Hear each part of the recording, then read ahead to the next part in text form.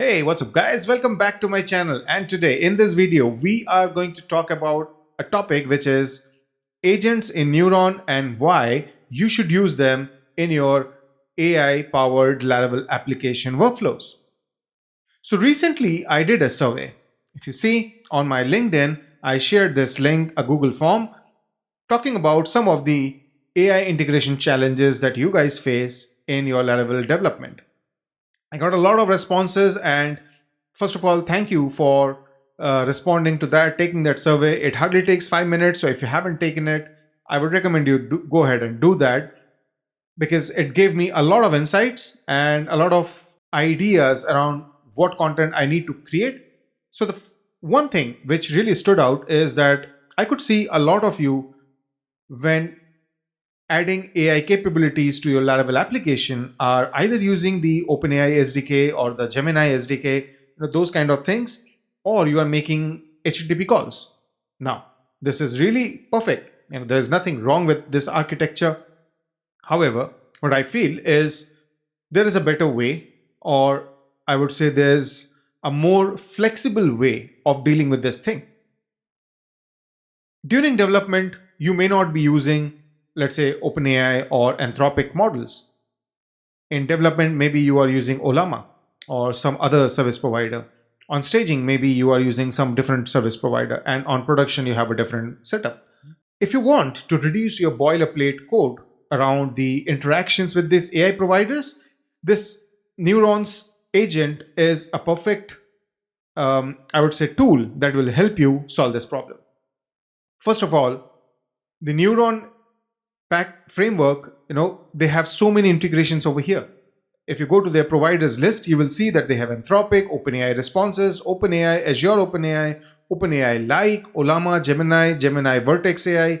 So many things are there, right? So basically, one class which can easily work with all these providers. Immediate benefit. And then on top of it, the beauty is that it can be very configurable. So that flexibility is something which I see to be very, very useful. So in this video, I'm going to show you how I created a small little demo application to show you the ability to play around with different service providers and the advantage of having the agent. So I'll first show you what I'm able to do.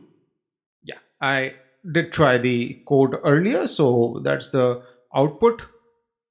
When I run this command on my terminal, it asks me what would you like to know about trending repositories. And if I ask it, can you tell me a bit about the repos trending today? We have to give it a bit of time because now LLM calls will be made, even tool calls are made, and it comes up with some summary of the top three repositories which are trending on GitHub. So NemoClaw, NVIDIA plugin for the secured installation of OpenClaw. Obviously, this is going to be trending. Everyone is talking about it. It has 14,014 stars. Okay. Then there is the Auto Research Claw and then Crucix.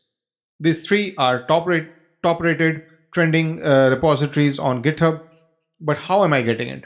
So there are two commands in this application which is able to do that.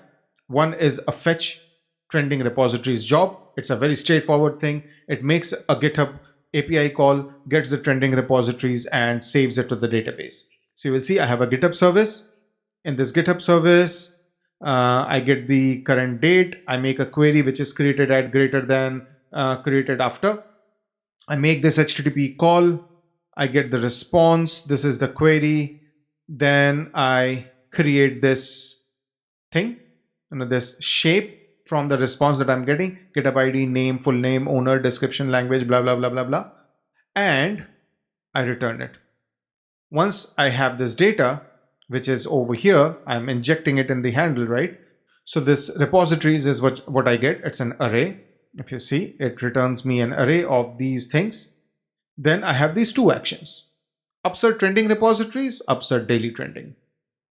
They insert the data in two different models that I have. If you go into the models table, you will see after the user, I have daily trending and trending repositories. So look at the database and we will understand. This is my trending repositories. This is one table where I have right now 60, 60 rows of GitHub repositories which are trending. Okay, the top one being NemoClaw, we saw these three, then there are other things as well. But yeah, I have this list. And then I also have a table where I have the full name and the trending date. I have a few for yesterday when I wrote the code, and I have a few for today as well. Now, obviously, there hasn't been a change in the top three trending repositories on 19th and 20th. But if there is a change, we will see that, and I can accordingly do that. For example, if I say what were the trending repositories yesterday, it would definitely, call the 19th because, and that's where the magic is. How is it doing it? See, when I ran this command, which is, app trending agent, it asked me this question: what would you like to know about the trending repositories? Correct? What would you like to know about the trending repositories? So this is giving me the user input. I have a trending agent. This is the neurons agent. If I go over here, you will see that it extends an agent, which is from the NeuronAI Agent namespace. It has a protected method called provider, which we will go to a bit later. It has instructions. Basically, this is where your system prompt is going. You will see it has background, it has steps, it has output, where I have specifically said that what is the summary output going to look for each repository, and that's why we have this structured way of getting the summary for each repo. And it has a tool. This tool is able to give it the trending repositories. How? Any Neuron agent can have a tool. This tool extends the Neuron AI tools tool class, from that namespace. This is how we describe what the tool does using the parent constructor. That's the syntax. You'll have to work with that. And then this is where I decide what are the properties that this tool needs, which means if you see this code, this tool gets the date property. It's of type string. Description is here. It's a required property. Why? Because the invoke method of this tool class expects a parameter, string parameter called date. Why? Because I am using that parameter to call an action class where I'm making a query. In this action class handle method, I get the date. I call the daily trending to get the 5 repositories which are on top, okay, based on the date, where the date, trending date is this. Then I get the repository details. So basically, first I'm calling the daily trending. This is here. And with that data, I call the trending repositories to get the entire row. Okay. And then I send this entire information. Tool then gets this information in its context. Let me get over here. Okay. And that's how we are able to generate the summary. Now, the important part, which is the AI provider. You will see the provider returns an AI provider interface, which is basically in this namespace. And I have a factory method where I can dynamically change my provider. So in my services AI provider, which is a configuration, if my .env has provider as OpenAI, it will call OpenAI. If it is Open Router, then it will call Open Router. This is configurable. You will see Open Router takes the key and the model. Open Router takes the base URL, key, and the model. Both of them are using GPT-4o Mini, which is fine because Open Router gives me that, but you are open to use either Flash or Anthropic models or any other models, right? And automatically the trending agent will get that provider. It has the instruction, it has the tool. So it means you don't need to maintain all the SDKs for different providers.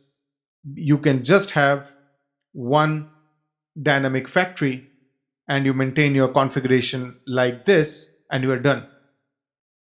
You can just configure in your env.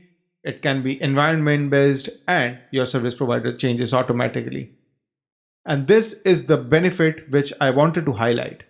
If you are building AI workflows, agentic solutions in your Laravel application, then personally, I feel it's a great way of working with these providers because it's very flexible, gives you a lot of power, and these agent class in general allows you to have this flexibility of switching providers, this step-by-step instructions, and even the tool calls.